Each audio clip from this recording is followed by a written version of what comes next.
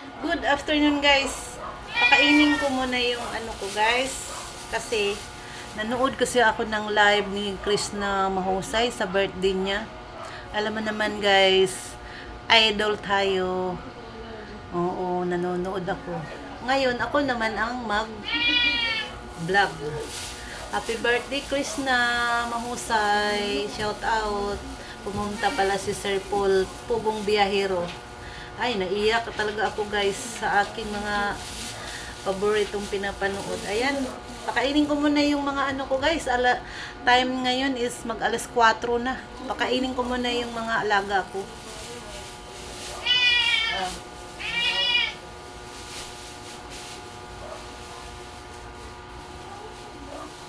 Ayan, you eat. Ubusin niyo yan ha. Hugas muna tayo ng kamay guys. Kay may ano ba yan guys?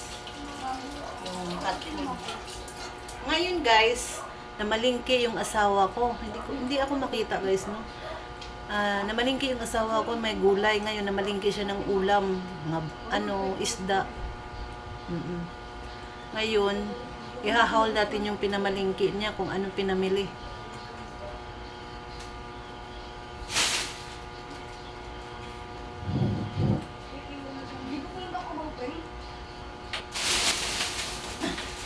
Ayan. So guys, ayan ang pakonsumo natin. Isang bag. Yung okra guys, hindi sa ang dami kasi siya mamili guys. Nasisira naman to guys, pero kukunti lang naman ang nasisira. Ayan, isang bundle na okra. Ayan ang trabaho ni Inday Bikay. Tapos, kahit mayroon pang mayroong luya. Siguro guys, hindi kasi kami nag-uusap noon guys. Siguro bumili ng isang sakong bigas. Pagkain ni Inday Bikay pag naiwan. Alam mo naman gaya, stay home tayo guys. Kasi wala pa tayong work. Marami pa akong luya guys, pero binibenta ko rin to guys. Tapos may bawang. Ito luya guys. Buksan na lang natin to. Ayan, luya. Madilim guys, no?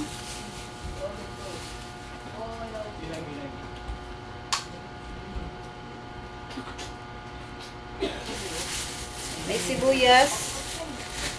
Siguro kalahating kilo. Ayan, sibuyas. Mura ang sibuyas ngayon guys. Ang mahal talaga guys, itong bawang. Bilisan natin to guys kasi parating na rin yun.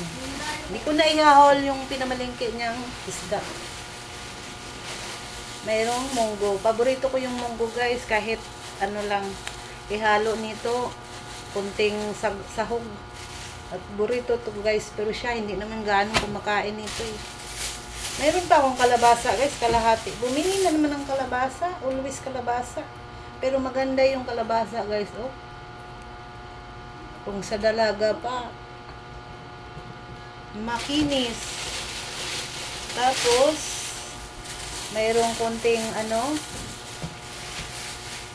may konting sili. Tawag isang praso. Ihalo natin to sa pakbit. Ayan, isang piraso. Mahal siguro guys, kaya isang piraso lang binili niya. Tapos mayroon din siyang siguro halaga 1 piso to. Sili pang sigang. Ilagay natin to sa rep. Tapos may talong siya. 5 piraso guys. Mahal ang gulay ngayon guys. Ginto ang presyo. Alam mo kanina nga, bumili akong gulay na luto. Excuse me. 50 pesos. tatlong hiwa lang na kalabasa. Ay, 6 pala guys, talong.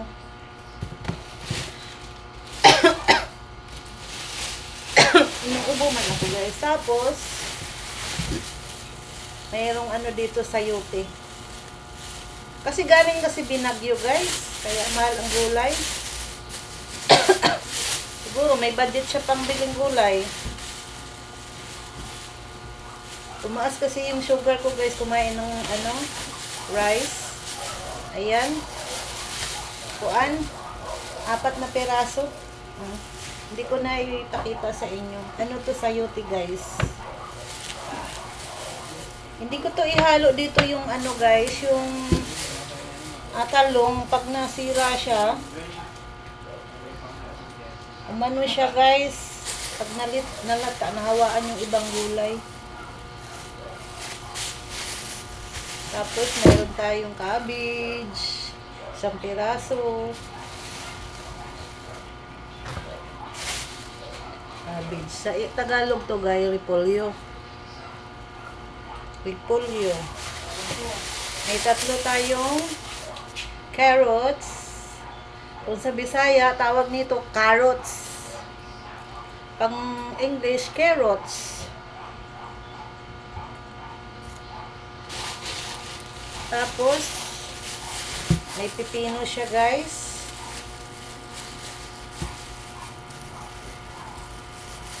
Siguro ngayon lang siya sumahod guys. Kasi ngayon lang siya nakabili. Paborito ko tong pipino guys. Diba? Nagsasalad tayo. Ayan. 4 na piraso. Medyo mura ang pipino. Ay, hindi ko nga alam guys kung magkano na ang gulay ngayon eh. Kasi, hindi ako sumama na malingki. Kasi hindi kami bati.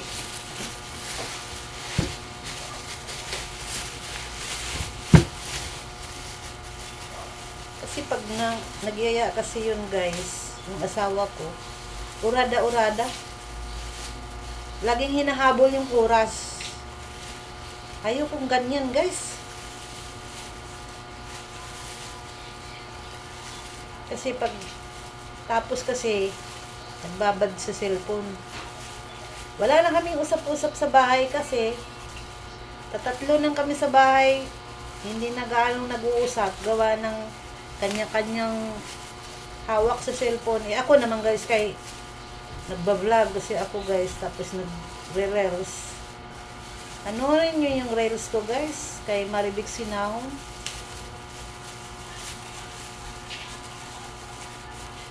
Ang tagal tumatanggal guys eh. Kasi hindi ko inaano yung plastic guys. Nagagamit to guys pag may bumili. O, may 3 tayong papaya. Ginigisa ko lang din to guys. Tapos hinahalo sa tinulang manok. Kung may tinulang manok. 3 piraso to guys.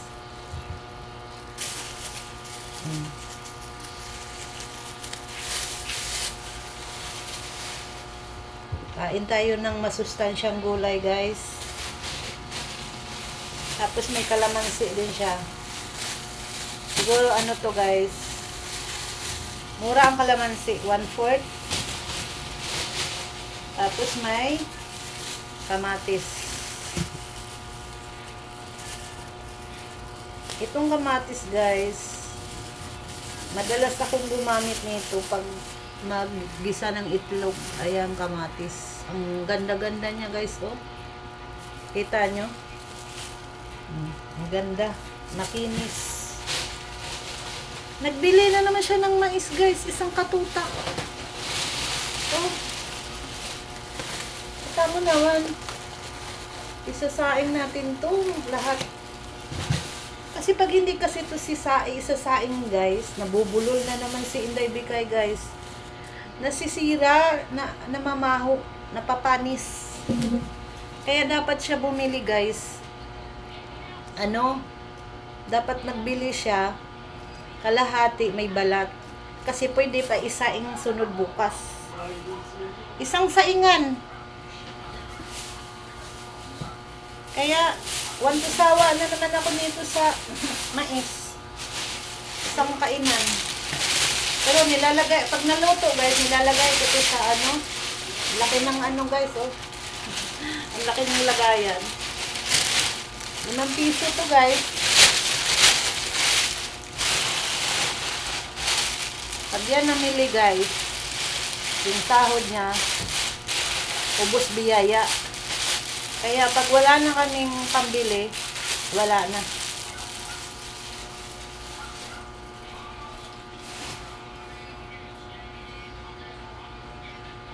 Bultuhan mamili guys. Bultuhan siya mamili. Bultuhan, isang gamitan. Di ka naman makareklamo. Kaya siya naman ang naghanap buhay.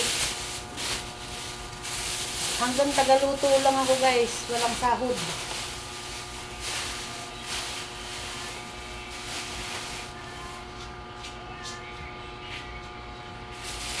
Ngayon, isasaing natin to lahat.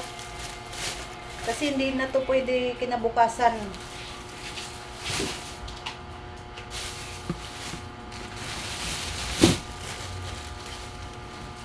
Bubutasan ko to yung okra guys.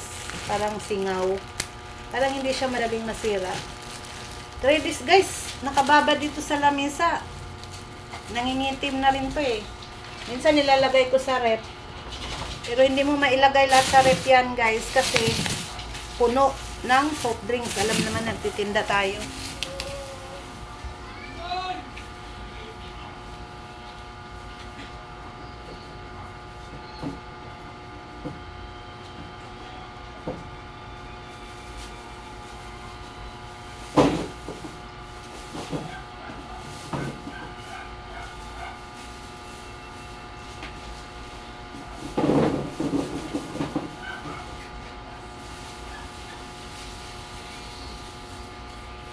Ilagay ko muna yung sibuyas guys sa tindahan. Ito binibenta ko to guys, hindi naman kami laging gumagamit nito eh. Ito ilagay ko muna sa rep guys. Ay, hindi ko na kayo ipakita kasi walang magbibideo.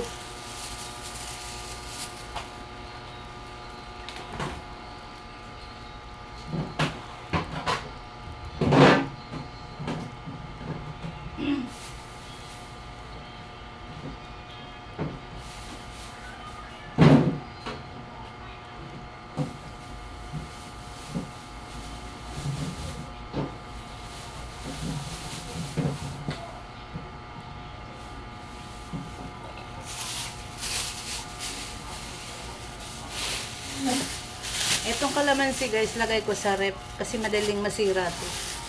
At saka yung sili. Wait lang guys ha.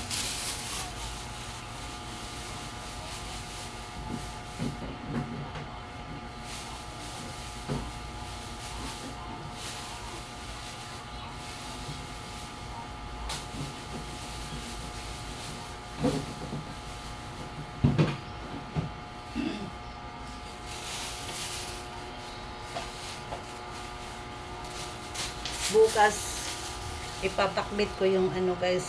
Laki talaga ng ano guys. So, ang laki ng ampalaya. Oh. Grabe siguro to kamahal guys. Yung talong natin. Bukas magpakbit ako guys. Ay kahit ngayon magpakbit. Magulay tayo. Pero ko mag ano guys, torta. Yan yung ano natin. Tama guys, kung magkano? 120. Hindi ko alam kung magkano ngayon. Ang munggo naman si guys, nakaito kasi doon nasisira.